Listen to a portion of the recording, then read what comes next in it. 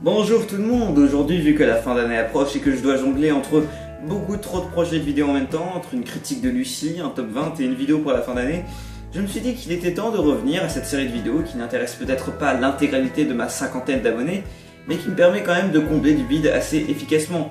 D'autant plus que à la fin ça va faire quand même plus de 200 putains de films à traiter. Donc bon, je vais essayer de faire des vidéos plus courtes pour les sortir plus rapidement et tout devrait bien se passer. Transition. Allez, on reprend avec Avril, entre parenthèses comme gros débile. Mulholland Drive de David Lynch, sorti en 2001. Vanté comme le meilleur film de Lynch, Mulholland Drive est en effet l'œuvre la plus complète et maîtrisée de son auteur, dont le puzzle mental est ici presque impossible à résoudre, déroutant et fascinant à la fois.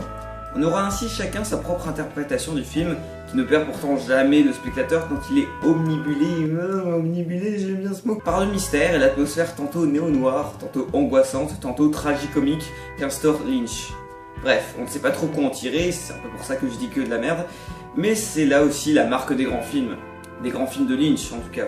Ou alors vous êtes seulement intéressé par le sexe lesbien avec Naomi Watts et vous ne regardez que 5 minutes du film sur 2h30, mais ça serait quand même assez con de votre part. La Vénus à la fourrure de Roman Polanski, sorti en 2013. C'est quoi cette phrase?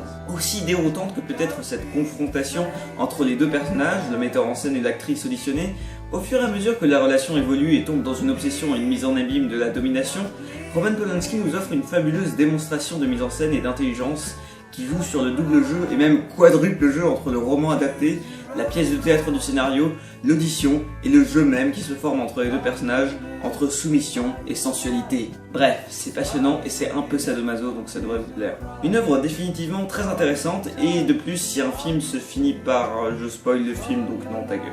Attention, Cartel de Ridley Scott, sorti en 2013.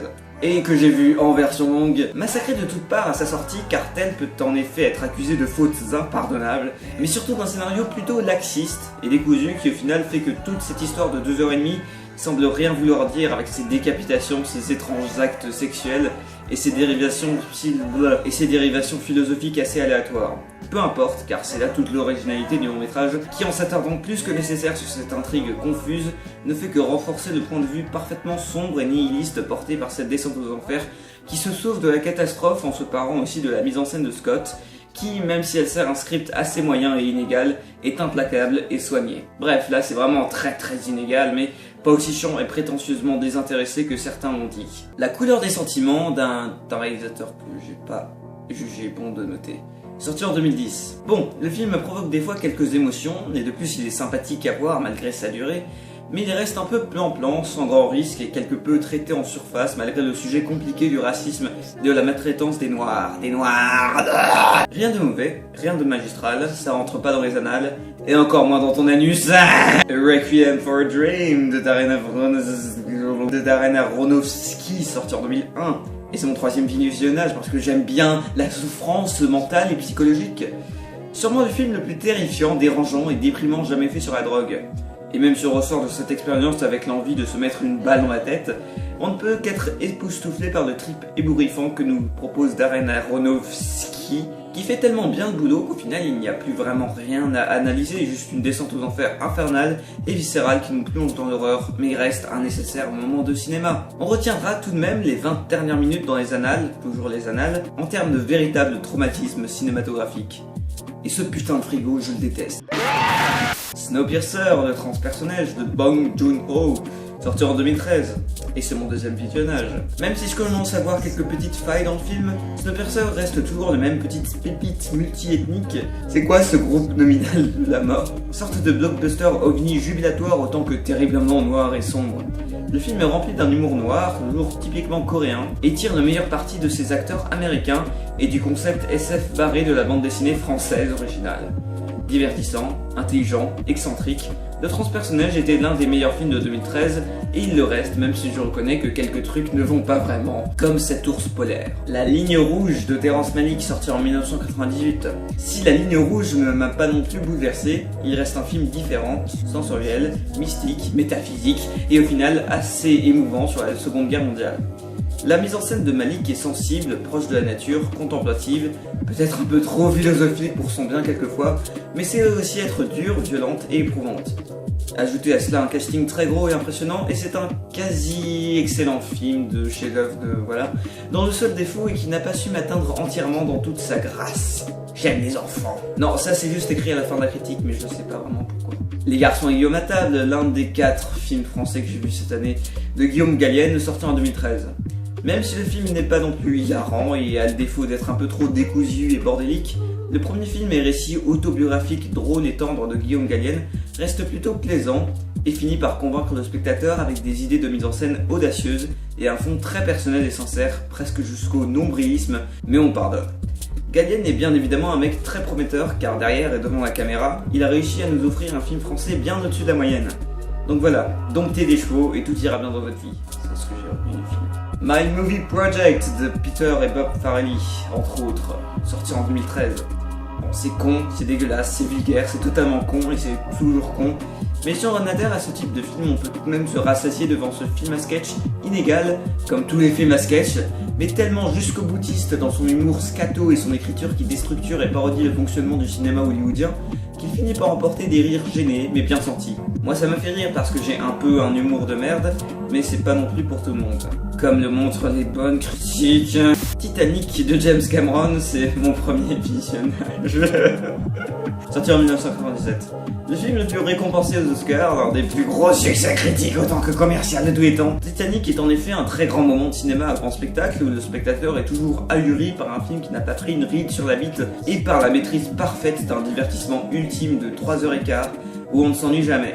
Bon, ça ne m'a pas non plus transcendé ou bouleversé, mais quel pied quand James Cameron met tout de son talent du divertissement dans un film fleuve, comme pour Terminator 2, putain Terminator 2 ah Des souris et des hommes de Gary Sinise, sorti en 1992. Même si la réalisation est plutôt classique, cette adaptation d'une œuvre de John Steinbeck est tirée plutôt remarquablement vers le haut par une histoire simple et prévisible, mais plutôt efficace, et par l'interprétation touchante de John Malkovich, étrangement plutôt doué pour jouer la trisomie, très bon en colosse simplé, obsédé par les lapins, un peu attardé, et qui agresse et tue les femmes sans s'en rendre compte. Un homme charmant.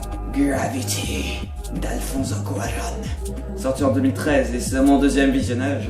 Claque visuelle, oppressante, ébouriffante parce que j'aime bien ce mot, et pourtant 300 fois plus simple que les techniques d'effets spéciaux développées par Cuarón pour nous livrer tout en plan séquence majestueux la vision la plus réaliste, incroyable et impressionnante de l'espace.